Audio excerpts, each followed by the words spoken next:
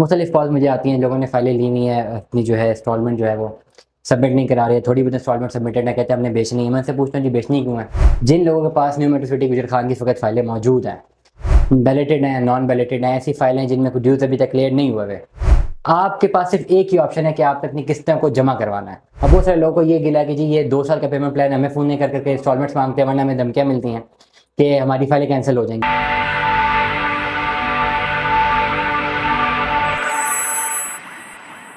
अस्सलाम वालेकुम मज़ीदार, मैंने आपको आपके दोस्त आपके भाई रियाज बजाज का सलाम। उम्मीद करता हूँ आप लोग खैर ऑफिस से होंगे, जहाँ कहीं भी होंगे अपने लिए खाना के साथ एक अच्छी ज़िंदगी बसर कर रहे होंगे। जिन लोगों के पास न्यू मेट्रो सिटी गुजर खान की फ़ाइलें हैं ना, वो ये वीडियो ज़रूर देखें।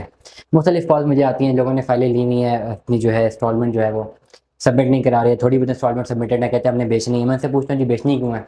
और जी हमें कुछ समझ नहीं आ रही, हमने इन्वेस्टमेंट कर ली है, अब हमने इससे जान छुड़ानी है। उनका ये एक जो है ओवरऑल जो है एक समरी ये होती है बात की, ठीक हो गया।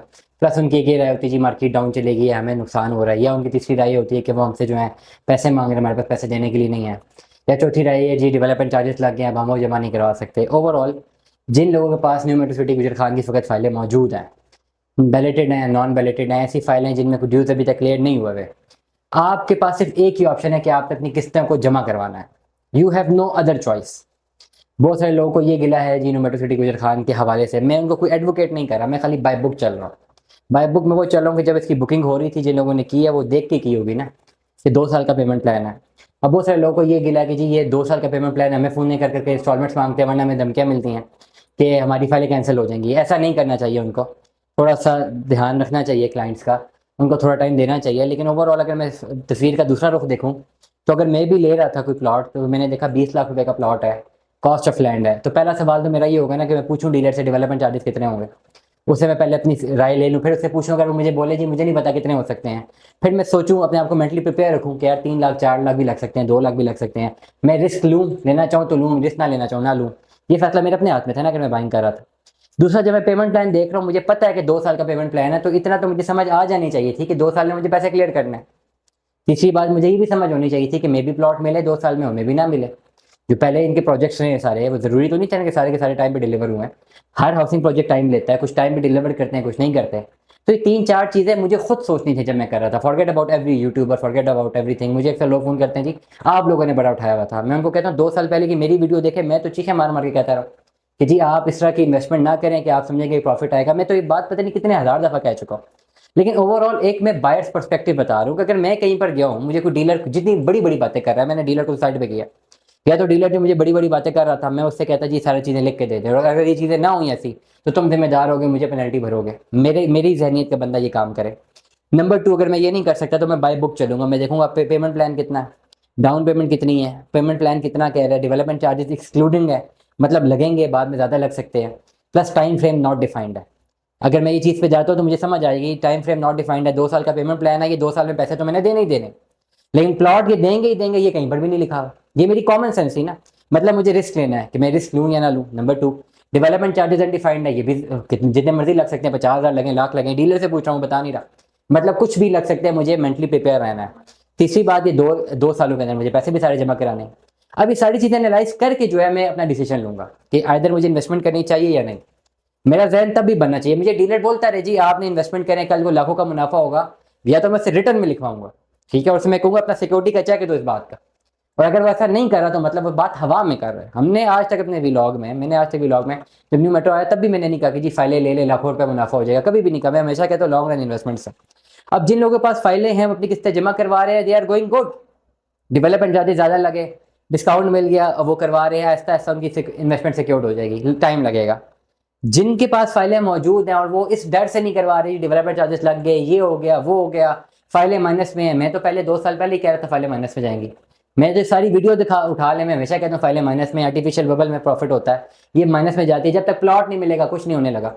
तो ये सारी की सारी चीज़ें जिनके पास अभी फाइल्स हैं और ये सोच रहे हैं जी डेवलपमेंट चार्जेस लग गया, अब हमने इससे एग्जीक्यूट एलिमिनेट होना है, हमने नहीं पैसे जमा करवाने, हमने बेचना है तो नहीं बिक सकती। अगर आप बेचने की तरफ जाते हैं तो एक रफ एस्टिमेट ये है कि जितनी टोटल अमाउंट है, टोटल अमाउंट का 25% सोसाइटी काटेगी, ये रफ एस्टिमेट बता रहा हूँ। और वो 25% उस पेड अमाउंट से काटेगी जितना आपने जमा कराया है। तो आप खुद हिसाब लगा लें कि अगर 50 लाख का प्लॉट है और आपने 10 लाख बुक कराया हुआ है, या करोड़ रुपए का प्लॉट और आपने 20 लाख जमा कराया हुआ है, तो करोड़ रुपए का जो 25% तो आई 25 लाख। तो अगर आप कैंसिल करवाने जाए तो मेरी जाती कैलकुलेशन ये कहती है कि हो सकता है ऊपर सोसाइटी बोलेगी 5 लाख और दें तो फाइल कैंसिल करते हैं। तो जिनके पास फाइलें हैं बाय हुक और बाय क्रुक आपको किससे जमा करवानी है। फॉरगेट अबाउट द मार्केट, बिकती है नहीं बिकती, जब तक फाइल है वो नहीं बिकेगी, जब तक प्लॉट बनेगा तब बिकेगी। आपके पास और कोई ऑप्शन नहीं है जिनके पास फाइल है, या तो बहुत ज्यादा नुकसान पे फाइल बेच दें, नंबर 1।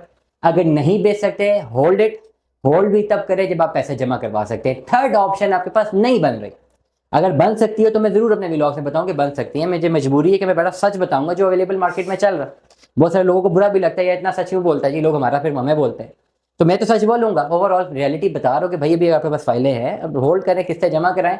आपको पता होना चाहिए जो 4 5 6 साल लगते हैं सोसाइटियों में, कुछ प्लॉट जल्दी मिल जाते हैं। अर्ली बर्ड इन्होंने जल्दी दे दिए। अब न्यू मेट्रो सिटी गुजर खान की बात जब हम करते हैं, अर्ली बर्ड की बात करें, वो तो प्रॉफिट में जबरदस्त जा रहा है। जिन लोगों ने ह्यूज डिस्काउंट जमा करवा के लिए हैं प्लॉट्स, ठीक है, वो अभी भी चले नुकसान नहीं भी दे रहा, फिर भी प्लॉट उतने का जो बिक रहा है ना जितने का लिया है, वो तो नुकसान में नहीं है। बैरियर टाउन का प्लॉट खुद 57 लाख 57 लाख 50 हज़ार रुपये का लिया हुआ था। अपने भाई ने लिया हुआ था, छोटे भाई ने, और आज कितने नुकसान में बेच के आया ना। अभी वहां से आया हूँ मैं, थका हार, अभी बैठा हूँ ऑफिस में वीडियो कर रहा हूँ। बैरियर टाउन का पोजेशनेबल प्लॉट आज से 1.5 साल पहले लिया था जब मार्केट तेज थी, लाखों रुपए का नुकसान करके आ रहे हैं। खुद लिया था ना, खुद बेच रहे हैं, ठीक है, फायदा होता तो फायदा होता, नुकसान हो के नुकसान हो के। मुझे नहीं पता था ना कि ये नुकसान होगा, मुझे पता होता तो मैं फकत ना लेता। मेरी ये कैलकुलेशन थी मैं प्लॉट आज ले रहा हूँ, मुझे फायदा हो जाएगा, हो सकता है 10 लाख का हो जाए, 8 लाख का हो जाए, नहीं हुआ, नुकसान हो गया। तो जब आप इस तरह बिजनेस करते हैं then you stay for both the things. अब मैं बैरियर टाउन पे जाके जिससे लिया उसका सर नहीं फाड़ सकता कि तुमने मुझे क्यों इतने का प्लॉट दिया तो सस्ता बिक रहा है। मुझे कोई राइट ही नहीं है, क्योंकि मैंने अपना सोच समझ के फैसला लिया है। न मैं बैरियर टाउन में कसूरवार ठहरा सकता हूँ। बैरियर टाउन मेरे घर नहीं आया था मुझे बताने के लिए कि प्लॉट ले लो, मैं खुद गया था, मैंने प्लॉट लेना था। आज लाखों रुपए का नुकसान, अभी लाखों का नुकसान हुआ मैं, ठीक है, छोटे भाई को हुआ है, बात एक ही है। मैं यहाँ पे आके बैठूं, सारे मामला तय करके आ रहा हूँ, बैठूं, लाखों का नुकसान करके बैठ गए हम जैसे लोग, जिनकी 8 हज़ार तो मेरी वीडियोज हैं खाली रियल एस्टेट पे, ठीक है। कितनी मार्केट, कितनी चीजें मेरे पास रोज आती होंगी बिकने के लिए, कितना मुनाफा मैं कमा सकता हूँ, मेरा ब्रेड एंड बटर ही इस पर्टिकुलर बिजनेस से चल रहा है। हमें भी नुकसान हो रहा है करंट हालात में, तो आम आदमी जैसे फाइलें ली हुई हैं उनको तो नुकसान होना ही होना है। तो ओवरऑल जिनके पास फाइलें मौजूद हैं अपनी किस्तें कंटिन्यू करें न्यू मेट्रो सिटी गुजर खान की। नहीं कर सकते, you have no other choice, आपको ये करना है कि आपको जो है अपना नुकसान करना है। दुआ में याद रखिएगा, अपना बहुत सारा ख्याल रखिएगा। स्टे ट्यून में 10 अल्लाह हाफ़िज़।